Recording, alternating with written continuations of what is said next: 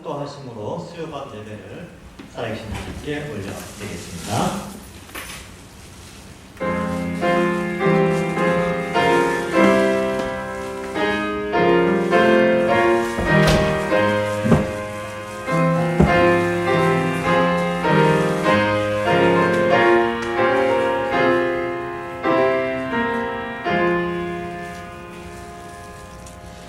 하나님 아버지 늘 감사합니다. 주일 후 3일 동안도 저희들 지켜주시고 또 이 저녁 시간에 올라와 하나님 앞에 예배드리게 하여 주시니 감사합니다. 오늘 이 예배를 통하여 하나님 크신 은혜 내려주시고 또한 우리들 마음속에 정말 좋은 마음의 같이 되어 또 하나님의 말씀에 순종하는 그런 귀한 우리의 삶이 될 수 있도록 결단하는 시간 되게 하여 주옵소서. 감사드렸고 예수님의 이름으로 기도하옵나이다. 아멘. 찬송가 453장입니다. 453장입니다.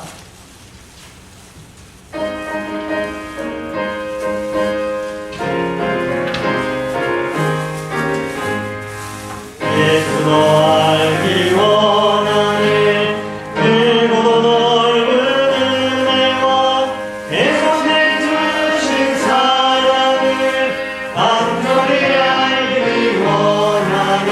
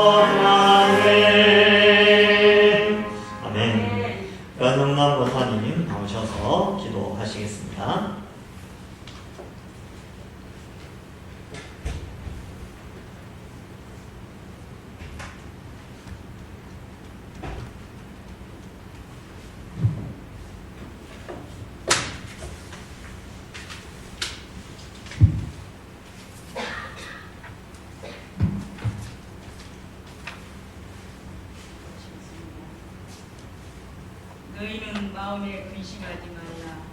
하나님을 믿으니 또 나를 믿으라 하신 하나님 감사를 드립니다.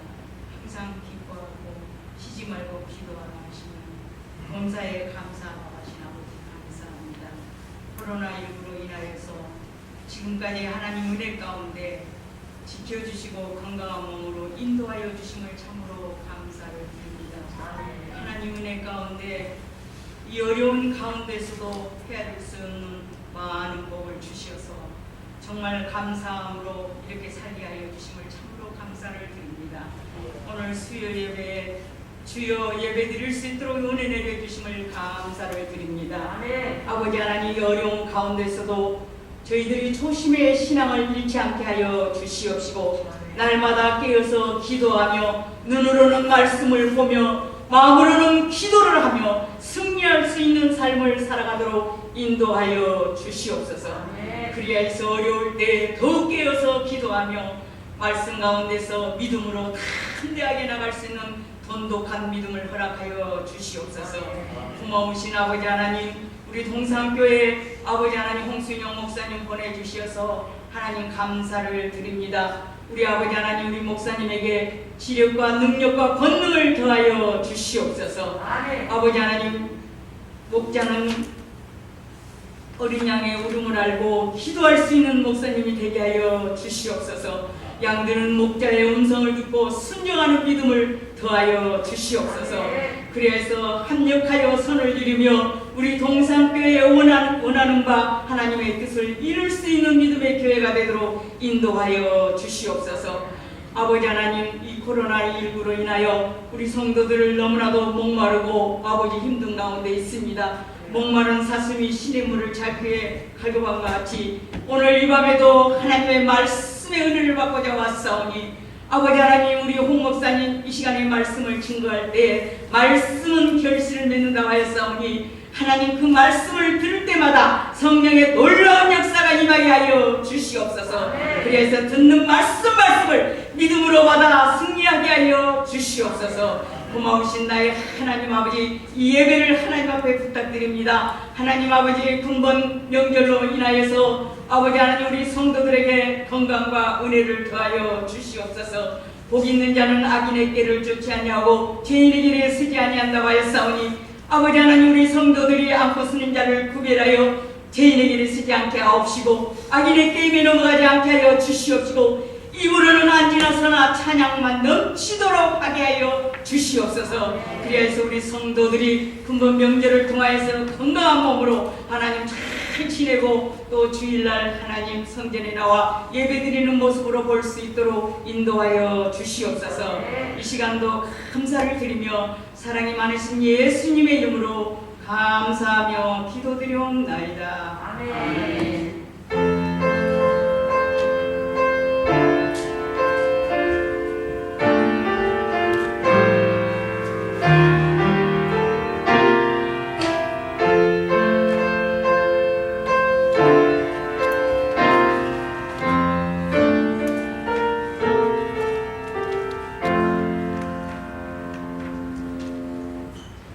하나님 말씀 함께 살피겠습니다.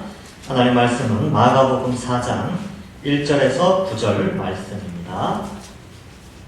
마가복음 4장 1절에서 9절 말씀, 우리 한 절씩 교독하겠습니다. 마가복음 4장 1절에서 9절 말씀입니다. 제가 먼저 읽겠습니다. 예수께서 다시 바닷가에서 가르치시니 큰 무리가 모여들거늘 예수께서 바다에 떠 있는 배에 올라 앉으시고 온 무리는 바닷가 육지에 있더라. 예수께서 여러 가지를 두루로 하시니 그 가르치시는 중에 그들에게 이르시되 들으라, 씨를 뿌리는 자가 뿌리러 나가서 뿌릴새 더러는 길가에 떨어지매 새들이 와서 먹으려고 더러는 흙이 얕은 돌밭에 떨어지매 흙이 깊지 아니하므로 곧 싹이 나오나 해가 돋는 후에 가서 뿌리가 없음으로 말랐고 더러는 가시 떨기에 떨어지매 가시가 자라 기운을 막음으로 결실하지 못하였고 더러는 또 땅에 떨어지매 자란 무성하여 결실하였으니 30배나 60배나 100배가 되는 날이 다 같이 읽겠습니다. 또 이르시되 들을 귀 있는 자는 들으라 하시니라. 아멘. 예, 이 마가복음을 수요일 날 이렇게 살펴보는데요.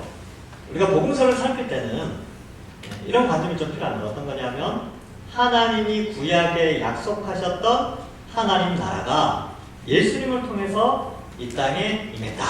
그래서 2주 전에 제가 설교할 때 설교 제목이 하나님 나라가 임했다라는 제목이었는데요. 예수님이 그 나라의 왕으로서 이 땅에 오셨고 이 하나님 나라가 이미 구약에 예언되었던 그 하나님 나라가 이미 시작되었고 완성을 향해 가고 있다. 완성이라는 것은 예수 그리스도의 재림을 통하여서 그의 백성들이 영원한 생명과 지극한 복락을 누리며 살 수 있는 그 나라의 완성을 향해서 지금 이미 시작되었고 그 나라를 향해 가고 있다라는 것을 살펴보았습니다. 그래서 이 하나님 나라가 임했다는 증거가 예수님께서 12명의 제자를 부르셨죠. 그래서 구약의 이스라엘이 12아들을 통하여서 이스라엘이 시작된 것처럼 이제 신약에서는 예수님을 통하여 12명의 제자를 통하여서 하나님 나라의 백성들이 이제 몰려오게 되는 것이죠.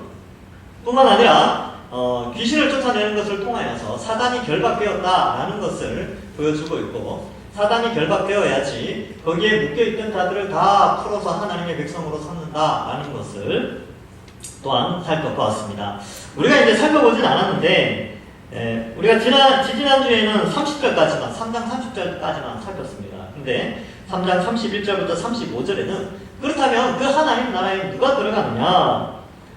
이 이제 31절부터 35절에는 바로 예수 그리스도를 믿고 하나님의 뜻대로 행하는 자가 하나님의 백성, 예수 그리스도의 형제 자매가 된다라는 것을 기록하고 있습니다. 그래서 한번 보시면 마가복음 3장 35절에 이런 말씀이 나옵니다. 누구든지 하나님의 뜻대로 행하는 자가 내 형제요 자매요 어머니이냐, 이렇게 기록하고 있습니다. 이게 무슨 말이냐면 하나님의 뜻대로, 즉 예수님을 믿는 사람이 다 한 가족이다 라는 것으로 하나님 나라의 백성을 규정하고 있는 것이죠.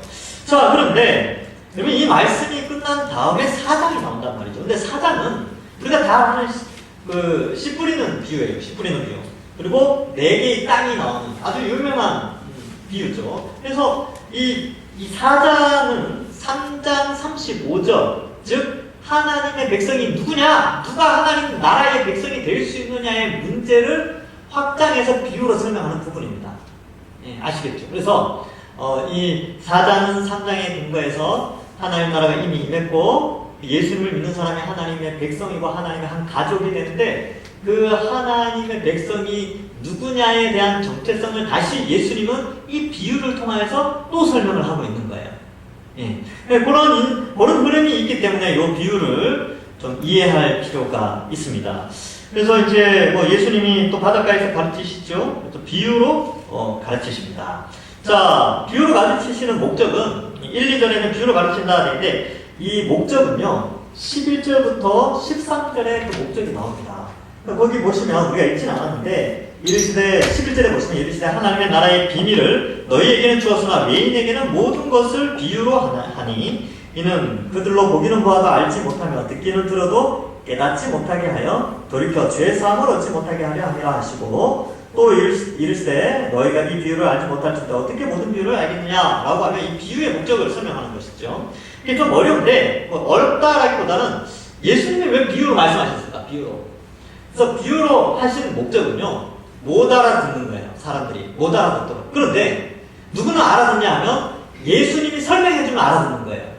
그래서 이제 10절 이하에는 예수님이 설명이 나오거든요. 지금 제자들이 옆에 있지만 비유를 뭔가 설명해도 제자들이 모르는 거죠. 그런데 나중에 따로 이 제자들에게는 이 비유를 설명을 해줘요. 왜 그런 식으로 하느냐 하면, 이 비유라는 것이 근본적으로 하나님 나라가 도래했다는 것과 하나님 나라의 백성이 누구고 어떠한 삶을 살아야 되느냐에 대해서 설명하는 부분인데, 하나님의 택한 사람들에게만 그 비유가 전달되어지고 그렇지 않은 사람들은 그 비유를 깨닫지 못하는 거죠. 듣기는 들어도 깨닫지 못하는 거죠. 근데 예수님이 있으면 깨닫게 해주시니까 감사하죠. 근데 지금은 예수님이 있습니까? 없습니까? 없죠. 대신에 예수님이 승천하셔서 하나님 우편에서 누굴 보내냐면 그리스도의 영이신 성령을 우리에게 보내주셔서 어떻게 하냐면 이러한 비유들을 깨닫게 하시는 거예요.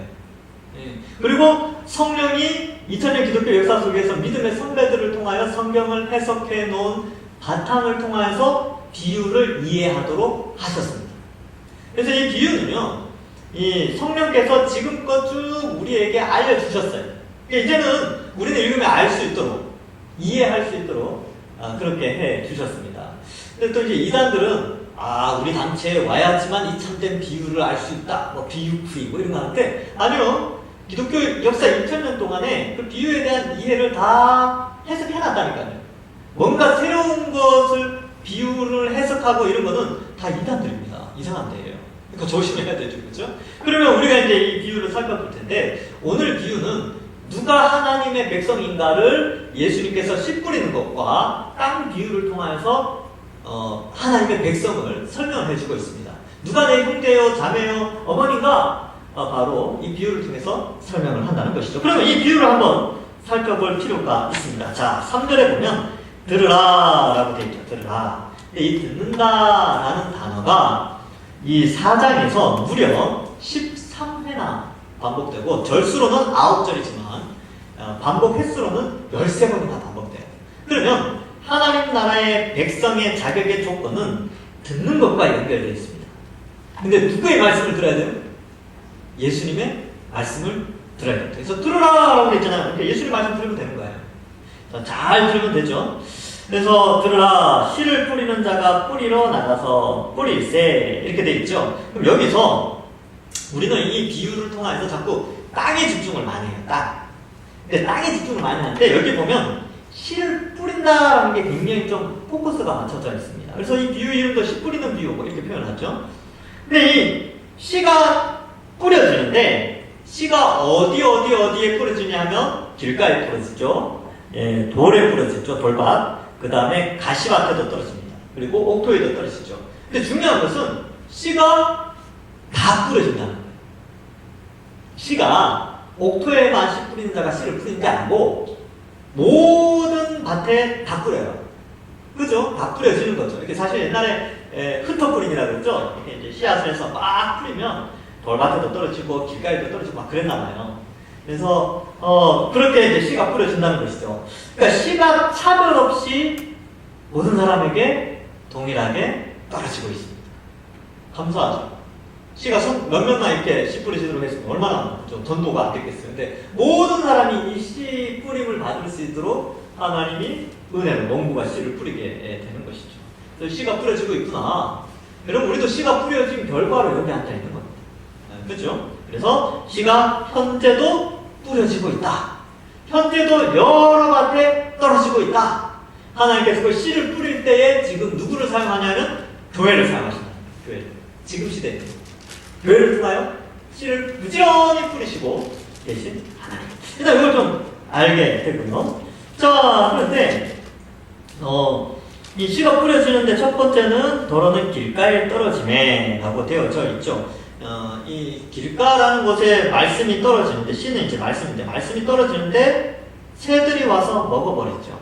근데 좀 안타깝긴 합니다. 이게 씨가 뿌려지는데 새들이 먹어버려요. 이게 좀 잘하면 좋을 텐데 좀 안타깝습니다. 그래서 어쨌든 예수님은 지금 들으라라고 하면서 씨 뿌리는 비유를 하죠. 근데 이제 다시 한번 좀 생각을 해본다면 이 듣는다라고 할 때 우리가 이제 복음을 듣는 것이죠. 근데 우리는 너무 다른 것에 귀를 좀 많이 기울이기도 합니다. 잘 들어야 되는데 씨를 뿌린다는 것은 말씀을 듣는 것과 연결되는데 하나님께서 씨를 부지런히 뿌리지만 우리는 정말 잘 듣고 있는가? 그래서 여러분 요즘 뭘 많이 들으십니까? 뭘 많이 들으세요? 우리는 뭐 돈 버는 거에 너무 많이 듣지 않습니까?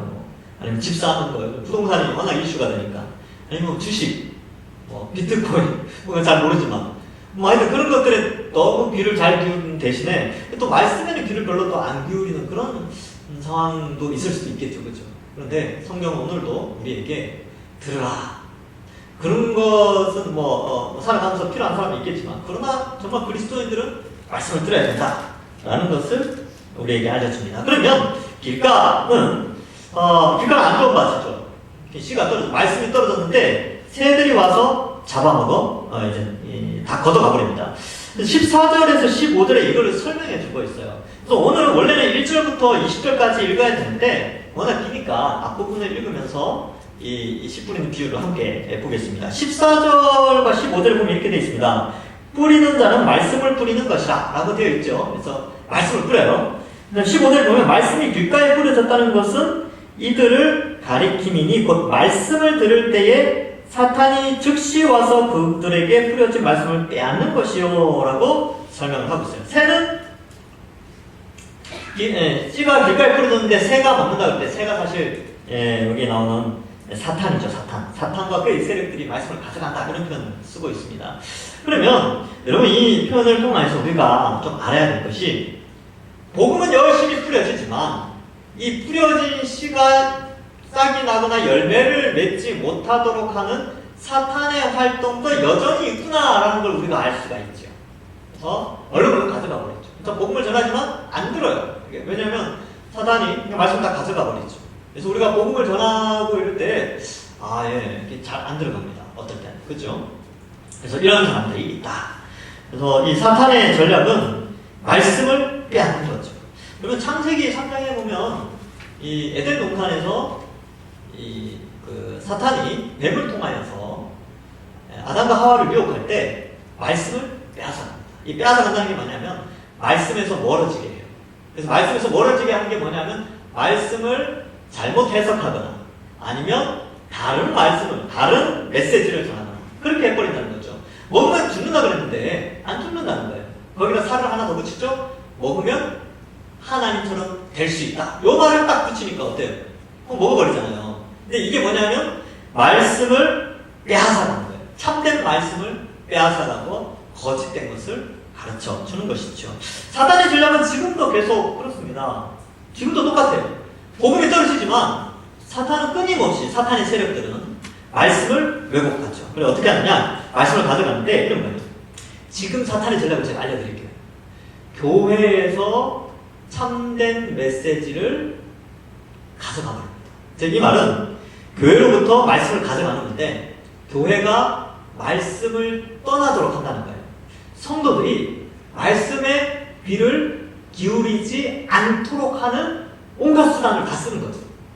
그래서 뭐에 기울여요? PB에 집중하고 세속 문화에 집중하고 또 교회 왔지만 정작 설교 시간이나 이런 거에는 중점보다는 그냥 이런 환경들, 교회 문화, 이런 바운더리 안에서 이렇게 서로 교감하는 이 정도, 그러니까 일종의 동호회처럼 되어버리는 그런 거.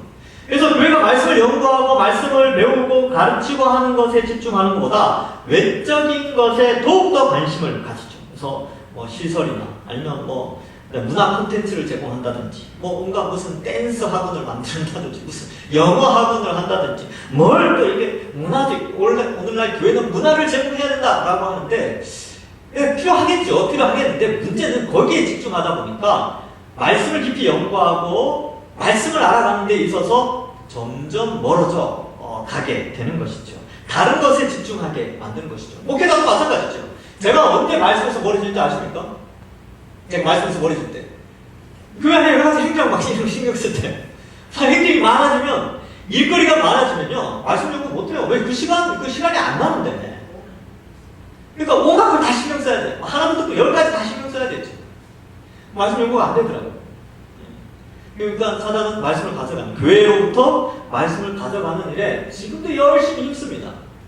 그 중심에 목사가 있죠, 목사가 말씀을 연구하지 못하도록 해서 교회가 말씀에서 속히 떠나도록 하는 것이 사탄의 전략입니다. 이제 유튜브나 이런 데서 뭐 설교 많이 듣죠. 이렇게 보면 뭐 이렇게 그래요. 이렇게 안타깝습니다. 어떤 면에 있어서 너무 막 콘텐츠 이런 거만 너무 중요시 여기고 뭐 앞으로 포스트 코로나 이야기하면서 포스트 코로나에는 뭐가 있어야 되고 뭐 다 환경적인 말씀이 있어야 된다는 말이 아니라 다른 것만 너무 집중하는 것 같은데 아니요. 교회는 말씀으로 돌아가는 거죠. 그러면 새가 말씀을 못 가져가도록 하려면 말씀을 지켜야 돼요. 우리는 말씀으로 돌아가야 돼요. 말씀. 그게 사단이 말씀을 빼앗아가지 못하도록 하는 것이죠. 그래서 말씀에 집중할 수 있도록 해야 합니다. 그래서 3월달부터 비대면이지만 제가 이제 개인 성경 연구 방법 이거를 영상으로 좀 제작을 해서 신청하는 사람들에 안에서 이제 문자를 보내고 그렇게 해서 보도록 하려고 합니다. 그리고 양육과정, 복음이 뭔가에 대해서 또 이렇게 영상으로 이렇게 대면으로 해서 눈을 마주치면서 이렇게 공부를 하면 더 교육 효과가 높지만 지금 시대 상황이 그러니까 3월달부터 어쨌든 양육을 하려고 해요. 교회가 말씀으로 돌아가야 열매가 있습니다. 그래서 이런 것들 3월 21일부터 이제 신청서를 이제 할 텐데 많이 신청해 주십시오. 집에서 이렇게 공부하면 되는 거니까 같이 한번 해봅시다. 그거 하면 제가 편하겠습니까? 안 편하겠습니까? 안 편하겠죠. 일이 2가지나 더 생긴 거니까 목요일, 토요일도 해야 되니까. 그래서 하여튼 좀 어쨌든 한번 해봅시다. 왜냐하면 교회는 말씀으로 돌아가야 돼요. 사단은 지금도 이 코로나 시대에 교회로부터 말씀을 빼앗아 가려고 계략을 쓰고 있습니다. 근데 교회는 끝까지 이 말씀을 붙잡아야 됩니다. 자, 두 번째는 이제 얇은 돌밭이죠. 5절과 6절에 보면 더러는 흙이 얕은 돌밭에 떨어지며 흙이 깊지 아니하므로 곧 싹이 나오나 해가 돋은 후에 타서 뿌리가 없으므로 말랐다. 이렇게 기록하고 있습니다. 그러면 여기에서 해가 뭐냐? 해가 17절에 보면 16절에 보면 그렇게 돼 있죠. 이와 같이 돌밭에 뿌려졌다는 것은 이들을 가리킴이니 곧 말씀을 들을 땐 즉시 기쁨으로 받으나 17절 그 속에 뿌리가 없어 잠깐 견디다가 말씀으로 인하여 환난이나 박해가 일어나는 데에는 곧 넘어지는 자요라고 기록하고 있습니다. 그래서 이 돌밭은 신앙생활 처음에 이제 기쁨으로 받으니까 복음 듣고 막 신앙생활 잘할 것 같아요. 이 사람들은 이제 교회 안에 들어온 거예요. 왜냐면 기쁘니까 교회 안에 딱 들어왔어요. 예수 믿으면 잘 된다 그러더라. 영원한 하나님 나라 천국을 내가 간다고 하더라. 그래서 너무 좋아서 딱 들어왔는데 그래서 막 믿음이 있는 척하면서 열심히 막 활동을 하려고 하고 막 그래요. 그런데 햇빛이 딱 비추니까 말라요. 햇빛이 뭐냐? 어떻게 돼 있어요? 17절에 환난과 박해. 그래서 요게 이제 어떤 경우가 있냐면 이런 거예요. 예수님 믿으면 잘 된다고 하더라. 내가 이렇게 보니까 예수 믿는 사람들 다 잘 먹고 잘 사는 것 같더라. 야, 나도 예수님 믿고 잘 먹고 잘 살아야지 하고 딱 들어왔단 말이죠. 근데 예수님 믿는 것 때문에 각오해야 될 게 있어요. 그래서 뭐냐면 예수님 믿고 그 말씀에 순종해서 이 세상 속에서 예수님만이 참된 구원의 길입니다 라고 하는 어떻게 보면 좀 배타적인 성향을 가지는 진리 때문에 요즘 예수 그리스도 외에는 다른 구원이 없으니까 그거 딱 붙잡고 예수님이 걸어가신 십자가의 길을 걸어가야 된다. 이 세상에서 죄악과 타협하면 안 되고 바르게 살아가야 되고 막 그런 것들을 막 이야기하면서 괴로운 거예요. 왜냐하면 그렇게 살려니까 힘든 거죠. 거기에다가 환난과 핍박, 예수님 믿는 것 때문에 어려움을 당하고 세상 사람들이 막 조롱하고 예수쟁이라고 놀리고 막 그러니까 신앙생활 하기 싫은 거죠. 그래서 교회를 떠나는 거예요. 그 환난과 핍박이 있으면 떠나는 거예요. 이런 신앙생활 하기 어려운 환경에 딱 처해지면 신앙을 놓아버리는 이런 사람들을 의미합니다. 그래서 말씀 자체는 동의하지만 환난과 핍박 혹은 신앙생활을 유지하는 것을 방해하는 환경 가운데서는 쉽게 예수님을 배반하는 그러한 자들을 바로 얕은 돌밭이다 라고 표현한다는 것이죠. 이 사람들이 원래 믿음이 없었어요. 믿음이 있는 척하고 교회 안에 들어와서 활동을 했는데 정작 환난과 핍박, 제대로 된 신앙생활 첫 발걸음을 아예 떼질 않는 거죠. 왜요? 자기가 생각해왔던 기독교랑 성경을 통한 기독교가 다를 때 그때 떠나는 거예요. 그래서 이제 여러분 우리 반드시 기억해야 될 것이 예수를 믿는다는 것은 십자가의 길이에요. 물론 축복의 길도 있죠. 양면성이 있습니다. 동전의 양면이에요. 한쪽에는 하나님의 축복, 인도하심과 보호하심 이 축복이 있고 또 반면에는 그 하나님의 인도하심과 보호하심 가운데 이 세상의 타락한 문화 속에서 우리가 살아가야 되기 때문에 고난과 핍박이 있다는 거예요. 근데 이 고난과 핍박을 거부하고 싶은 욕구가 우리에게 있죠. 그래서 막상 이게 닥치면 모든 걸 다 포기해버리고 떠나가는 그런 상황이 벌어집니다. 왜 이럴까? 그들이 기쁨으로 받은 복음은 뭘까? 그들이 무슨 생각으로 교회 안에 들어왔을까? 제가 고민을 해봤습니다. 이런 거죠. 성공주의. 그러니까 예수님 믿고 출세하겠다. 기복주의. 예수님 믿고 잘 먹고 잘 살겠다. 이러한 잘못된 하나님에 대한 이해가 환난과 핍박이 왔을 때에 하나님을 거부하게 하는 그렇게 되어버리는 거죠. 그래서 아예 새가족 교육할 때부터 예수님 믿으면 고난이 있습니다. 이걸 가르쳐야 돼요. 그러니까 예수 믿으면 복 받습니다. 그것도 이야기하고 싶죠. 새가족 교육에 그 내용도 있어요. 그런데 새가족 교육에 예수님 믿으면 고난도 있습니다. 이것도 같이 설명해 줘야 돼요. 이 양면을 다 같이 설명해 줘야 돼요. 한 면만 가르치면 환난이 왔을 때 떠나간다니까요. 그래서 제가 과거에 청년부 좀 옛날에 청년들 데리고 농촌 봉사활동을 간 적이 있습니다. 근데 그 교회 목사님 그러는 거예요. 작년에 엄청 부흥했대요. 왜냐하면 예수님 믿으면 농사도 잘 되고 부흥도 잘 된다 그랬는데 그 다음에 흉년이 들었어요. 그래서 다 나갔대요. 열심히 나오다가 흉년되니까 다 교회를 떠나버렸대요. 왜 그러냐? 저는 딱 알았죠. 메시지를 잘못 전했으니까. 예수 믿는 것을 예수 믿고 복 받는 걸로만 설명을 했으니까. 그러니까 다 떠나가죠. 그러니까 햇빛이 비쳐버리니까 다 말라버리는 거예요. 예수님 믿는다는 것은요, 여러분 각오하셔야 됩니다. 우리도 같이 각오하셔야 됩니다. 고난이 있습니다. 제대로 신앙생활 하려면. 근데 우리 자꾸 피하려고 하죠. 타협하죠. 숨기죠. 그래서 이 얕은 돌밭의 사람들, 이런 것들이죠. 그래서 그런 것들이 있죠. 그래서 기복주의, 물질 숭배주의, 신비주의, 온갖 주의들, 이런 것들이 다 잘못된 얕은 돌밭이 돼요. 그래서 진짜 제대로 된 신앙이 들어갈 때 어렵게 됩니다. 여러분 컴퓨터를 딱 키면요, 컴퓨터가 돌아가도록 하는 시스템이 있어요. 윈도우 10 들어보셨습니까? 윈도우 XP, 윈도우 7. 그 컴퓨터가 돌려면 그 윈도우라는 게 깔려야 되는 것처럼 우리가 예수님 믿는 순간 고난이라는 시스템이 우리와 함께 돌아갑니다. 이렇게 인식하셔야 돼요. 그래야 얕은 돌밭에 그 돌들을 제거해낼 수가 있는 거예요. 돌이 뭐예요? 환난과 핍박일 때 환난과 핍박을 걷어내는 게 예수님 믿으면 환난과 핍박이 올 수 있다, 이렇게 생각하는 것이 바로 돌을 걷어내는 것이죠. 그 다음 세 번째가 가시떨기입니다. 실제로 보면 더러는 가시떨기에 떨어짐에 가시가 자라 기운을 막음으로 결실하지 못하였고 라고 기록하고 있지요. 그래서 이것에 대한 해석은 18절 19절에 보면 나오죠. 또 어떤 이는 가시떨기에 뿌려진 자니 이들은 말씀을 듣기는 하되 세상의 염려와 재물의 유혹과 기타 욕심이 들어와 말씀을 막아 결실하지 못하게 되는 자요. 이렇게 기록하고 있습니다. 그러니까 염려라는 게 그런 거죠. 의식적 문제 해결하는 거죠. 그래서 먹고 사는 문제를 내가 해결하려고 할 때는 그때부터 염려가 생깁니다. 염려가 생겨요.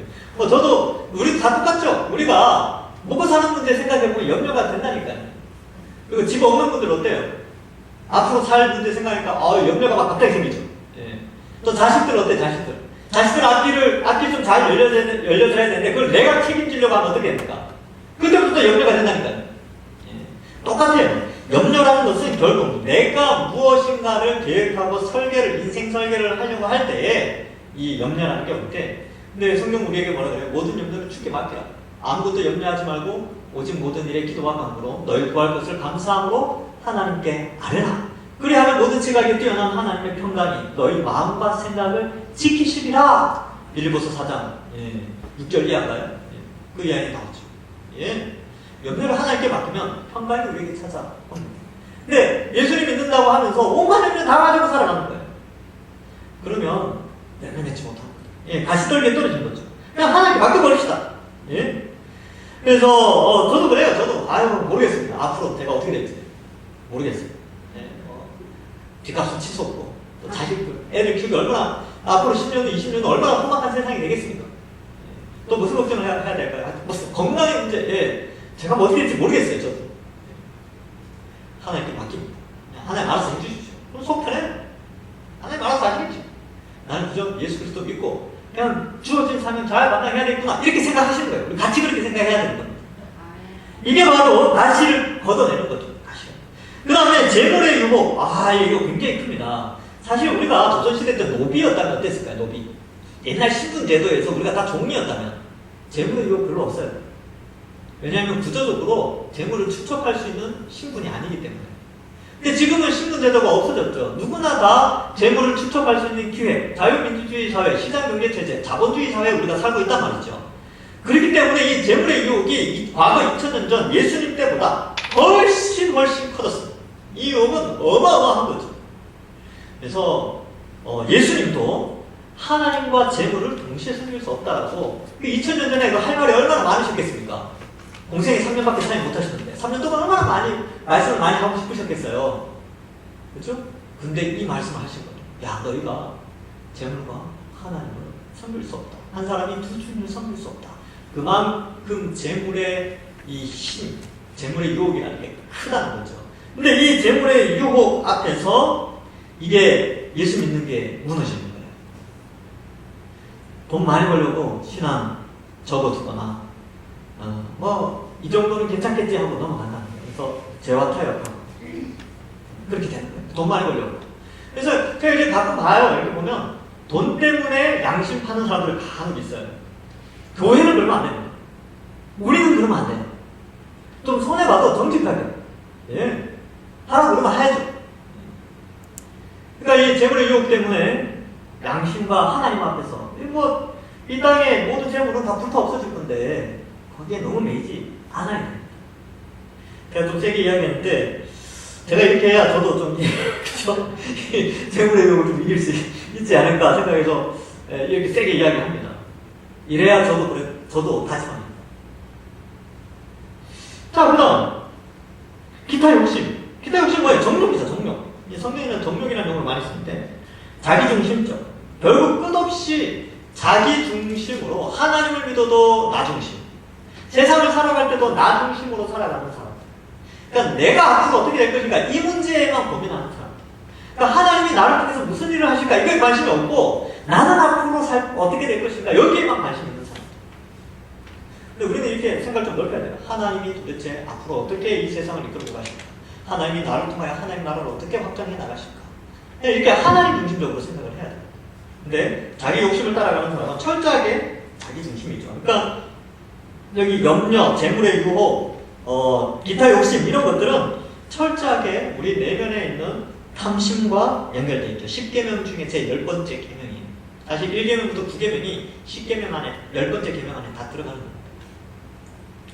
탐심이죠. 예. 그래서 복음을 듣기는 듣지만 이 세 가지 이것뿐만 아니라 더 많겠죠. 여기에 집중하는 것 때문에 복음이 안 들려지는 거예요. 들으라라고 했고 씨가 뿌려지는데도 안 들리는 거예요. 왜? 이런 것들 때문에. 그래서 제가 이제 요 예를 하나 들어볼까요? 이런 경우예요. 제가 부끄러운 이야기지만 20대 초반에 당구를 좀 쳤습니다. 당구. 근데 제가 이제 남자들만 있는 과에 들어갔기 때문에 어울리려니까 불신자들과 어울리긴 해야 될 거 아닙니까? 그래서 불신자들과 술을 마실 수는 없으니까 당구를 좀 같이 쳤어요. 그때는 게임방도 없고 그랬거든요. 그러니까 당구를 쳤는데 당구를 처음 배우니까요. 이게 당구공 아시죠? 빨간색, 흰색. 요즘 노란색도 옛날에는 노란색이 없었어요. 하여튼 이렇게 막 맞추고 이런 겁니다. 근데 제가 거기에 좀 집중을 하니까 어떤 일이 벌어지냐니까 교회 가서 기도를 하는데 장로님이 기도하시는데 공이 굴러다니는 머릿속에. 그러니까 기도는 하나도 안 들리고 기도를 해야겠다는 생각도 안 들려요. 그러니까 목사님이 설교하시는데 앞에 이렇게 보는데 그렇지 흰공을 이렇게 쳐서 이렇게 해서 그 생각만 있는 거예요. 그 생각만. 그러니까 제가 왜 이 말씀을 드리냐면 취미생활을 하시는 분들 자기 중심적으로 살아가는 사람들이 예배에 와서 말씀을 안 듣는 거죠. 안 들리는 거예요. 왜냐하면 취미생활 생각한다고 머릿속에서 낚싯대 뭐 이런 거 생각하는 낚싯대 어디에 가면 내일은 저기 가서 이걸 던져봐야지 또 뭐 이건 뭐 이렇게 해야지 그런 것만 생각한다면 뭔가에 집중을 하는 거죠. 이게 가시떨기예요. 가시떨기는 뭐냐면 사람의 생각을 말씀이 아닌 다른 것에 집중시키는 것이 다 가시떨기입니다. 그러니까 적절히 해야죠. 취미생활 하지 말라는 게 아니라 적절히 하셔야죠. 그렇죠? 근데 너무 몰입하면 말씀을 들을 수가 없습니다. 그래서 가시떨기가 되는 거죠. 그리고 잘못된 취미생활 이런 것도 가시떨기가 되는 거죠. 제거해야죠. 적절하게 절제를 해야 되죠. 그래서 지금은 당구 안 칩니다. 예, 오해하지 마시고 칠 사람도 없고. 예. 근데 이제 그렇게 뭔가에 집중하고 빠져들게 되면 말씀이 들리지 않는 거죠. 씨가 자라지 않습니다. 그래서 지금 이 길가나 돌밭이나 가시떨기는 다 열매가 없어요. 열매가 자랄 것 같이 보였지만 결국은 열매를 맺지 못했습니다. 열매 없는 것이죠. 교회 안에 열매 없는 자들. 복음을 듣고는 있지만 실제로 그게 그 내면 속에 들어가지 않는 자들. 그래서 자라지 않죠. 결국 이제 믿음이 없는 것이지요. 그래서 이러한 것들이 우리 속에 있지는 않은지 우리도 생각해봐야 돼요. 그러니까 이 네 가지 밭이 한 사람 안에 동시에 나타날 수도 있습니다. 그러니까 어떤 때는 첫째 주는 길가밭이었다가, 둘째 주는 얕은 돌밭이었다가, 셋째 주는 가시떨기였다가, 넷째 주는 좋은 밭이었다가, 뭐 그럴 수도 있는데, 근데 이제 흐름상 봤을 때는 정확하게 좀 구분이 됩니다. 이게 구분이 됩니다. 그러니까 교회 안에 많은 사람들이 들어와서 씨에 대한 뿌림이 있는데, 많은 사람들이 어때요? 가시떨기 같은 사람들, 돌밭 같은 사람들도 여전히 교회 공동체 안에 있다는 거예요. 그건 제가 말씀드리는 게 아니라 예수님이 그렇게 말씀하니까. 사람의 씨가 뿌려지잖아요. 말씀이 떨어지는 곳은 다양하다는 거예요. 이게 세상 속에서 마치 세상 사람들은 길가처럼 그렇게 여겨질 수는 있겠죠. 그러나 분명히 여기 돌밭과 가시떨기 밭은요, 말씀을 듣고 반응하는 어떤 누군가가 있다는 거예요. 그런데 하나님의 백성은 아니라는 것이죠. 그래서 그러면 누가 하나님의 백성이 되는가? 좋은 땅이죠. 8절과 9절. 더러는 좋은 땅에 떨어지매 자라 무성하여 결실하였으니 30배, 60배, 100배가 되었느니라 하시고, 또 이르시되 들을 게 있는 자는 들으라. 이 4장에서 들으라라는 말이 너무너무 자주 반복되어져서 나옵니다. 그러면 좋은 땅인데, 좋은 땅은 어떤 땅이냐? 열매 맺는 땅이 좋은 땅이에요. 30배 맺을 수도 있고 60배 맺을 수도 100배 맺을 수도 있는데, 이거 30배, 60배, 100배는 우리가 맺는 게 아니고 하나님이 그렇게 맺게 하셔요. 그러니까 내가 30배 맺어야지. 그런 대리는 아니라니까. 사람마다 열매의 분량이 다르다는 겁니다. 우리가 어떻게 다 바울처럼 살 수 있겠습니까? 그죠? 바울의 선교 사역처럼 우리가 어떻게 다 그렇게 살겠습니까? 우리가 이거 다 선교사가 되고 다 목사가 어떻게 될 수 있겠습니까? 하나님이 좋은 땅 가운데 어떤 사람은 30배, 60배, 100배, 그러나 그것은 하나님의 주권에 의해서 열매를 맺게 하십니다. 저는 그랬으면 좋겠어요. 30배 맺는 사람도 있지만 그 30배 맺는 사람이 60배 맺을 만큼 자라갔으면 좋겠습니다. 60배 맺다가 또 100배까지 자라가면 좋겠어요. 이걸 성화라고 하죠. 말씀에 순종하는 정도가 더욱 깊어지기를 또한 원합니다. 그러나 그것은 하나님의 주권에 달려 있습니다. 이 좋은 땅입니다. 좋은 땅은 어쨌든 열매를 맺어요. 제가 이때까지 신학대학원을 들어가고 나서부터 오늘까지 성경책 외에 아주 많이 읽은 책이 한 권 있습니다. 누가 저에게 성경 외에 다른 책 한 권을 권하라 그러면 이 책을 딱 권합니다. 어려운 책이긴 한데 데이비드 웰스라는 사람이 쓴 신학실종이에요. 근데 이 데이비드 웰스가 신학실종이라는 책 외에 용기 있는 기독교라는 책에 이 부분을 좀 설명해 놓은 부분이 있는데 잠깐 소개를 해드리고 싶습니다. 이렇게 해놨어요. 이 좋은 땅은 어떤 땅이냐? 좋은 땅에 해당되는 성도는 누구냐? 데이비드 웰스는 미국의 고든 코넬의 교수님이었어요. 아주 탁월한, 지금 전 세계적으로 존경받는 그런 교수님인데, 이렇게 써놨습니다. 말씀을 듣는 일은 어렵지 않다. 그러나 그것을 지키는 일은 다른 문제다. 이 사람들은, 말씀을 듣고 열매 맺는 사람이에요. 이 사람들은 복음의 진리를 생명에 새기고 그 말씀 안에서 영원한 목소리, 곧 성육하고 부활하신 구원자의 음성을 듣는 이들이다. 이들은 고통을 당해도 자기 연민에 빠지지 않고 불안과 두려움, 혼동과 당혹감에서 벗어나려고 이 목사 저 목사를 찾아다니지도 않는다. 이들은 마음이 굳건하고 도덕적으로 견실하며 기쁨이 흘러넘치는 타입이다. 또 꼭 필요한 일은 해내는 사람들이다. 말씀이 그들의 삶의 퍼층만이 아니라 그 아래편 토양까지 파고들었다. 이미 얽혀있던 잡초의 뿌리를 모두 뽑아낸 상태인지라 씨앗이 자라 튼튼한 식물이 된다. 이렇게 좋은 땅에 해당되는 믿음의 사람들을 설명하고 있습니다. 그리고 또 이렇게 표현을 해요. 이런 사람들은 진리를 구현해내어 많은 사람들에게 참된 교회의 모습을 나타내어 보인다. 그렇다는 거예요. 이게 좋은 땅에 해당되는 사람들은 참된 교회의 모습을 드러낸대요. 진실한 인격은 귀중한 보배와 같다. 이런 사람들은 교회의 화려한 시설과 클럽 같은 이벤트와 복음 전파를 위해 동원되는 유명 연예인들보다 훨씬 더 큰 영향을 미친다. 이렇게 쓰고 있어요. 그러니까 그런 거 있잖아요. 이렇게 교회 화려한 시설, 화려한 이벤트, 그 다음에 연예인 초청해가지고 사람들 끌어모으는 것보다 한 사람의 변화된 그리스도인이 훨씬 큰 영향력을 미친다는 겁니다. 왜 30배, 60배, 100배 열매를 맺습니까? 이런 사람들이 교회에 있으면요, 이 교회는 못 받은 교회죠. 그리고 그런 사람들이 사회 속에 나갈 때 빛과 소금의 역할을 제대로 감당해낸다는 것이죠. 결과가 다릅니다. 이 4개의 밭이 있지만 동일하게 씨는 뿌려지죠. 그러나 누가 열매를 맺습니까? 좋은 땅이죠. 물론 여기에서 땅이 중요하냐 씨가 중요하냐라고 했을 때 씨가 중요합니다. 씨가 지금 뿌려지고 있다. 그런데 이 뿌려진 씨 가운데에서 열매를 맺는, 즉 복음이 전파되어 누가 하나님의 백성이 되는가, 누가 예수 그리스도의 형제 자매가 될 수 있는가, 그것은 바로 좋은 땅과 같이 뿌려진 씨, 즉 복음을 듣고 반응하여 순종의 열매를 맺는 자들이다. 그래서 3장 35절을 다시 보면 이렇게 되어 있죠. 누구든지 하나님의 뜻대로 행하는 자가 내 형제요 자매요 어머니냐 라고 기록하고 있습니다. 그러면 복음이 들려졌어요. 복음이 들려져서 복음대로 살아가는 그 사람, 그리고 복음의 열매를 맺는 그 사람이 바로 하나님의 백성이 된다라는 것을 말씀하고 있습니다. 그럼 어떻게 해야 됩니까?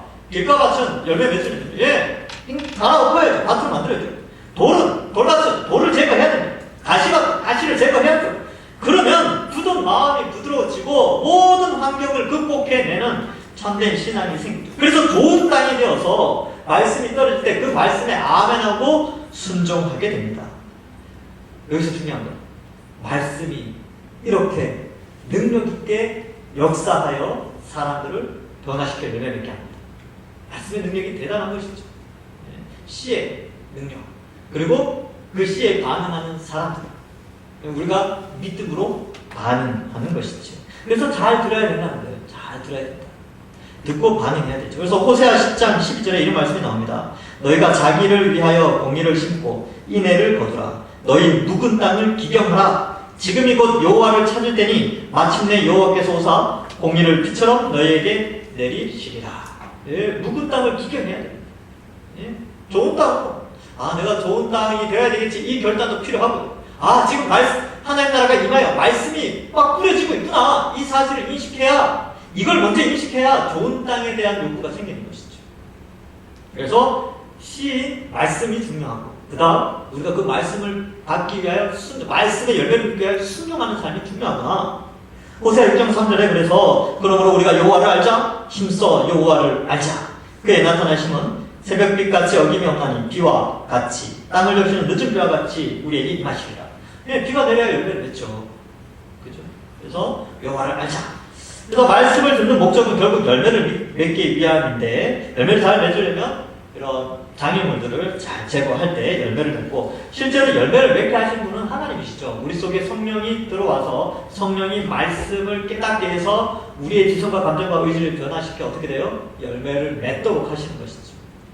그래서 이게 진짜 믿음이는 그러니까 말씀과 성령과 우리의 삶의 변화를 통하여서 열매를 맺어가는 이 하나님과 우리 사이의 인격적인 상호작용에 의하여서 믿음이라는 것이 발현되어지는, 나타나게 되는 것이죠. 어떻게 해요? 순종. 말씀에 순종하여 살아가게 되는 것이죠. 그럼 누가 진짜 예수님의 형제요 자매요 하나님 나라의 백성인가?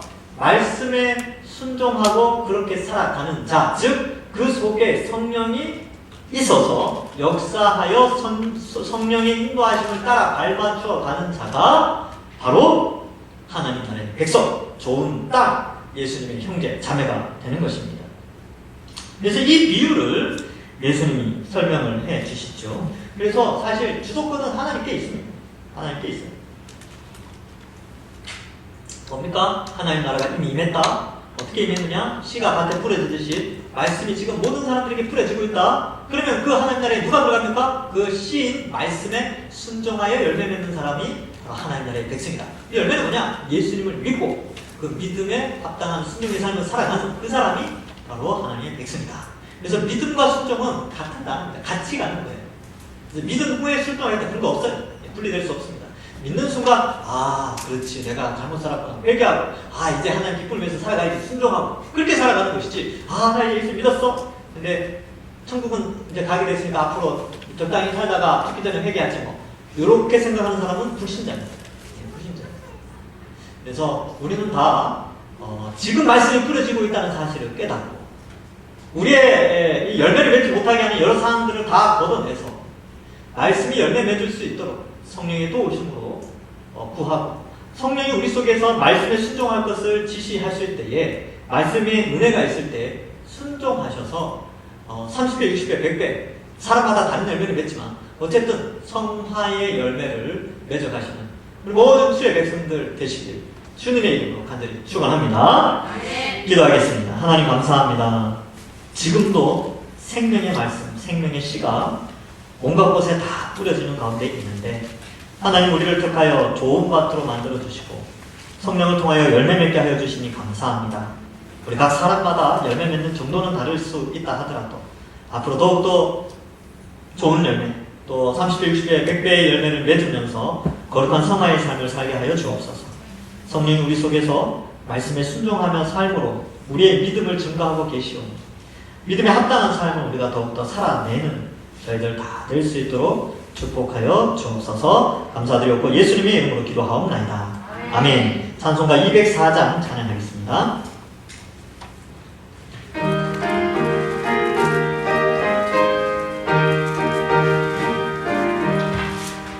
주의 말씀 듣고서 준행하는 자는 반석 위에 거라고 집을 지은 같아. 네가 보고 놀라며 파란 불이 쳐도 반석 위에 세운 집 무너지지 않네. 잘 짓고 잘 짓세 우리 집 잘 짓세 만세 반석 위에다 우리 집 잘 짓세. 주의 말씀 듣고도 행치 않는 자는 모래 위에 덜하고 집을 지은 같아. 네가 보고 놀라며 바람 불이 칠 때 모래 위에 세운 집 크게 무너지네. 잘 짓고 잘 짓세 우리 집 잘 짓세 만세 반석 위에다 우리 집 잘 짓세. 세상 모든 사람들 집을 짓는 자니 반석 위가 아니면 모래 위에 짓네. 우리 구주 오셔서 지은 상을 줄 때 세운 공로 따라서 영영상 벌 주리. 잘 짓고 잘 짓세 우리 집 잘 짓세 만세 반석 위에라 우리 집 잘 짓세. 아멘. 이 시간 함께 기도하는 시간을 가지겠습니다. 짧은 시간이지만 오늘 말씀을 생각하면서 하나님 제 마음속의 모든 돌들 또 가시들 굳은 마음들 다 걷어내고 묵은 땅을 기경하여 옥토가 되어 말씀에 순종하는 자가 될 수 있도록 말씀을 듣기만 하는 자가 아니라 말씀을 듣고 순종하여서 순종의 열매 또 거룩의 열매 성화의 열매를 맺는 자가 될 수 있도록 그리하여 지금보다 좀 더 성숙한 그러한 자가 될 수 있게 달라고 기도하시고요. 교회를 위해서 기도하실 때 또 저를 위하여서 우리 부교육자들을 위해서 말씀 사역 잘 감당할 수 있도록 기도해 주시기 바랍니다. 또 우리 직분자들 교회 잘 섬길 수 있도록 기도해 주시고요. 또 우리 다음 세대들을 위해서 기도해 주시기 바랍니다. 다음 주 목요일 금요일에는 청년부, 토요일부터는 중고등부, 또 그 다음 주에는 유초등부가 동영상 수련회를 합니다. 그래서 그 아이들 비록 비대면이지만 신앙생활 잘 할 수 있도록 다음 세대를 위해서 기도해 주시고 또 교회 안에 환우들을 위해서 기도해 주시기 바랍니다. 박기룡 시부 집사님 속히 원래는 회복될 수 있도록 김용대 집사님 또 잘 회복할 수 있도록 김은순 집사님 치료 잘 받을 수 있도록 기도해 주시고 또 여러 환우들도 있습니다. 다치신 분들도 있고 한데 잘 회복할 수 있도록 그렇게 기도해 주시고 우리 선교사님들 파송 선교사님들 우리 김재호 선교사님, 오월호 목사님 위해서 기도해 주시고 최동식 선교사님, 또 천수경 선교사님, 박세욱 선교사님 위해서 협력 선교사님 위해서 기도해 주시기 바랍니다. 코로나가 속히 꺾여질 수 있도록 더욱더 기도해 주시고 잠깐 개인적인 또 기도하는 시간도 가지겠습니다. 이 시간 우리 함께 묵상으로 음악을 틀어주면 묵상으로 함께 기도하도록 하겠습니다. 하나님 아버지 감사합니다.